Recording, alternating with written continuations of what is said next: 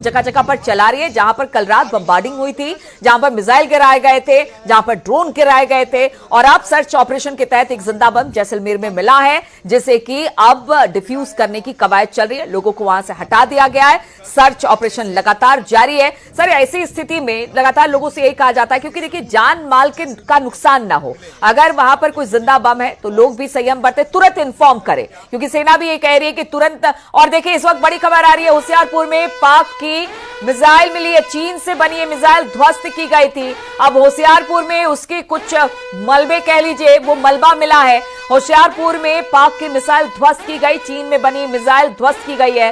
होशियारपुर से ये संदिग्ध मिसाइल मिला है और ये बड़ी खबर सामने आ रही है। कल जिस तरह से ताबड़तोड़ मिसाइल दागी गई, वहां पर फाइटर प्लेन बताया जा रहा है कि सर हम अपनी सीमा में ही रहकर फाइटर प्लेन को उड़ा रहे थे, लेकिन ऐसा कुछ नहीं है। जिस तरह के हमले हुए हैं, लगता है अंदर तक दाखिल हुए। उसके बाद मिसाइल्स को भी इंटरसेप्ट किया गया और जिस तरह से हमारा एयर डिफेंस सिस्टम था उसने इंटरसेप्ट करके गिराया। अब उसके मलबे दिख रहे हैं, वो चाइनीज माल के मलबे दिख रहे हैं कि किस तरह से सब धाराशायी हुए हैं। अच्छा, एक प्रश्न मेरे मन में भी है और इसी से रिलेवेंट है जो आप सवाल पूछ रही हैं कि कल जो एयर स्ट्राइक हुई कोई पाकिस्तान के बॉर्डर एरिया के एयरफील्ड से नहीं हुई। हाँ। डीप इनसाइड द पाकिस्तान ये फ्लाइट टेक ऑफ करती हैं और क्या लॉजिक रहा होगा? If it is not panic, अगर डर का माहौल नहीं है और उनको ये अंदेशा रहा होगा कि यहां तो उड़ने से पहले बर्बाद कर दिए जाएंगे, कम से कम उनको ये अपने इंटरनल कॉन्स्टिट्यूंसी को सेटिस्फाई करने के लिए कि हमारे हवाई जहाज उड़े, पाकिस्तान से उड़े, हिंदुस्तान के बॉर्डर में गए और वहां कुछ कार्रवाई करके वापस आ गए, ये दिखाना था उनको इंटरनल कॉन्स्टिट्यूंसी, क्योंकि हालत तो बुरे पाकिस्तान में बहुत ज्यादा है। तो ये जानबूझ के किया कि अंदर के एयरफील्ड से ये टेक ऑफ किया फाइटर प्लेन ने, क्योंकि बॉर्डर एरिया में तो टेक ऑफ करने की भी गुंजाइश नहीं थी कि उड़े, उससे पहले ही बर्बाद कर दिया जाए।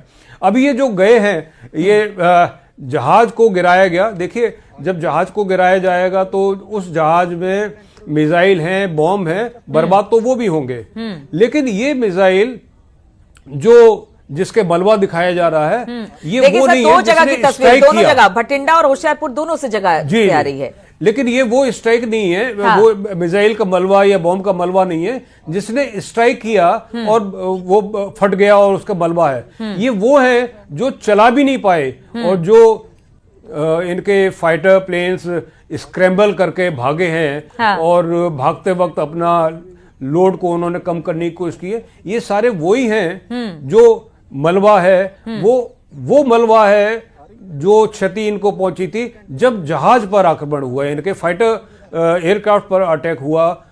उसके बाद जो नुकसान हुआ है, जहाज तो बर्बाद हुआ ही, उसका आर्मामेंट को भी नुकसान हुआ है। ये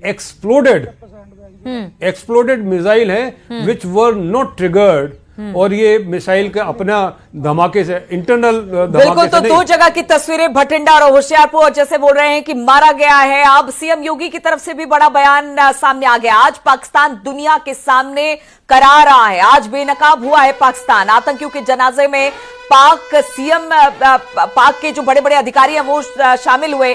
भारत हर हाल में विजयी है और हमें सेनाओं का मनोबल बढ़ाना है। पाकिस्तान अभी भी बेशर्मी कर रहा है, जिसका मुंह तोड़ जवाब दिया जाएगा। मुख्यमंत्री योगी आदित्यनाथ जो लगातार यही कहते रहे हैं कि देखिए सेना ऐसे ही है हमारी कि जो मार के दम लेगी, और वही कुछ कह रहे हैं मुख्यमंत्री योगी आदित्यनाथ। क्या कुछ कहा है उन्होंने, आइए सुनते हैं जरा। आपने पाकिस्तान को बेशर्मीपूर्ण चरित्र देखा है कि जब भारत की कार्रवाई से आतंकवादी मारे गए, उन आतंकवादियों के जनाजे में पाकिस्तान के शीर्ष सैन्य अधिकारियों की उपस्थिति, पाकिस्तान के राजनेताओं की उपस्थिति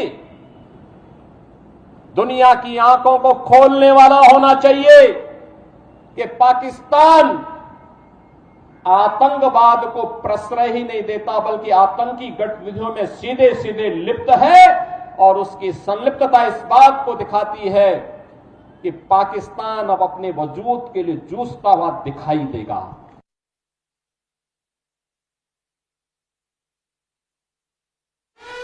एक्सप्लोर